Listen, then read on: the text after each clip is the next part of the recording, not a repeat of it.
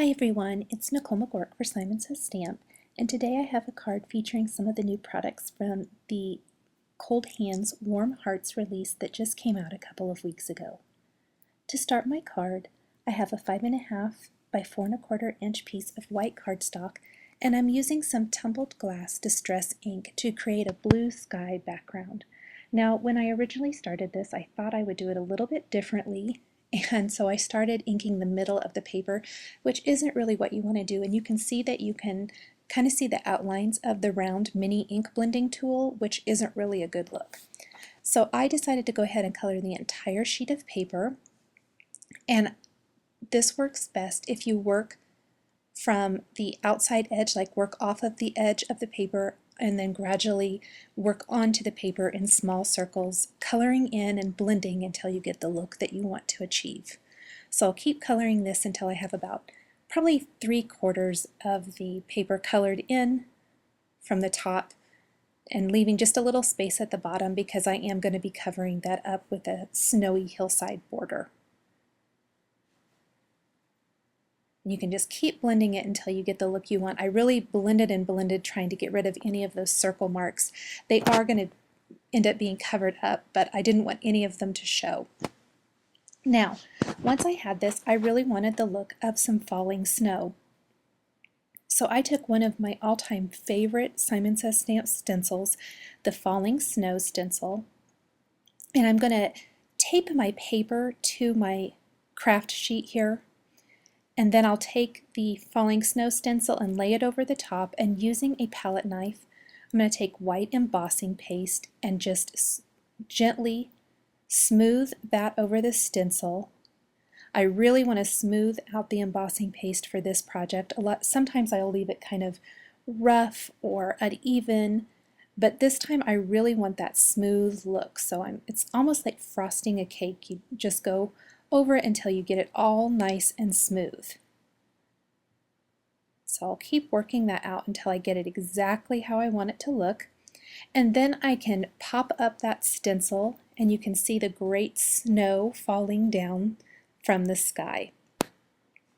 Now I like to take my palette knife and scrape off my stencil and so that I can reuse that embossing paste. That's a whole bunch of extra embossing paste there, so I'll just put that back in the jar before I go wash off my stencil and palette knife. The embossing paste will be dry in about 10 or 15 minutes, so I'm going to set that aside and die cut the little village houses, and I'll also use the kind of rounded, slopey, snowy hill border die here to create that snowy border for the bottom of my card. Now I'm using the magnetic platform, and a lot of times it will hold your dies in place, but this one just kind of kept shifting and moving. So I'm going to use some Post-it tape because it's kind of important that it's fairly even. I didn't measure it on each side, but I want it to be fairly uniform. And then I will die cut those trees and the houses from the village set. The village set is unique in that if you line them up along the border, they will create an awesome die cut border that doesn't die cut along the bottom edge. For this card, I needed to be able to tuck them behind that sloping hill, so I didn't worry about my placement when I went to die cut these because I'm going to take some scissors and snip the bottoms of all of these once I have them all die cut. So I'll keep running these through until I have all the pieces that I need for my little snowy winter scene. And then, like I said, I will take those scissors and just snip those out. It doesn't take but a minute, and I will have all of those little pieces ready for inking. So here is what they look like in the all die cut. I did take a little piercing tool and pop out the centers of all the windows on the houses because they didn't come out when I die cut it. They cut all the way through, but those little tiny pieces like that tend to like to stick inside of the larger pieces sometimes. So I'm just die cutting all these teeny tiny little village pieces. And before I go ahead and start inking, I did kind of line everything up along the border to see if I liked the design and the placement. And I did kind of move things around in the final card, but this gives me a good idea if I have enough pieces, if I have, if I need to go die cut any more of the houses or the trees or anything like that. So once I have that kind of how I want it to look, I'm going to go ahead and stamp my title, and I'm going to use this great scripty greeting from another new Simon Says Stamp set. And I'm going to gently bend the greeting on my acrylic block so that it kind of matches the sloping shape of my snowy border. So I'm just kind of moving it around. I decided my acrylic block was too small, so I got a bigger one. I love this one from Lawn Fawn, this big long one. And I will position my greeting there, and that is much, much better.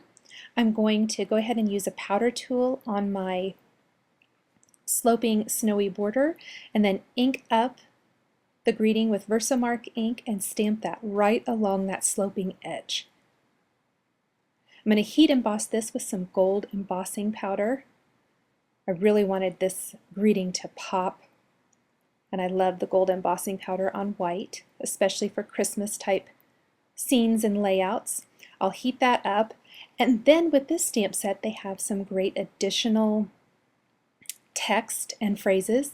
So I picked this wonderful little phrase here, and instead of stamping and embossing that with Versamark, I'm actually going to use some Sukaneko Delicata ink. This is some of the gold ink, and I will stamp that right below my kind of rounded greeting, and that gives just a nice little, it's still gold, but the Christmas blessing script is still predominant. Now I'm ready to ink up all my houses, and I am using all Tim Holtz Distress inks. I inked up one of the houses with some spiced marmalade. I'm going to ink up the trees with peeled paint, and I'll also use the picked raspberry, festive berries. I think I used the peacock feathers, and also, Seedless Preserves is the purple ink. So I kind of went for non-traditional Christmas colors for this card. I thought it would be really fun. I threw in that red there and the pink, I guess, and so it still has that Christmas feel, but I really like the bright colors of the houses. So once I have all of these pieces all inked up, I am ready to start adhering them. Oh, one thing I forgot. I did think that I didn't want to look through the houses and see that blue background. So I took some of the light yellow Simon Says Stamp cardstock. I just had some scraps of it lying around, and I cut it into some thin strips with my scissors, and I'm just popping it behind the houses and then kind of trimming off the excess so that it looks like lights are on in all of these little houses. And I really liked the look of this better. I think it was a much more realistic look, and I liked how it appears that all the lights are on in the houses. So I'll go ahead and pop some yellow cardstock behind all of these, and then I can start assembling the card. I wanted my snowy houses to have a little bit of snow on them. I created a card here a week or so ago that had little village houses, some different little village houses, and I love the little snowy tops on them. So I'm doing something similar here where I'm using some glossy accents on the little roofs of the houses as well as the tops of the trees, and then I'm applying some snow Martha Stewart glitter. This is something I've had forever. I don't even know if it's available anymore, but there's lots of different glitter. Just a chunkier type of glitter really makes for that snowy effect and feel.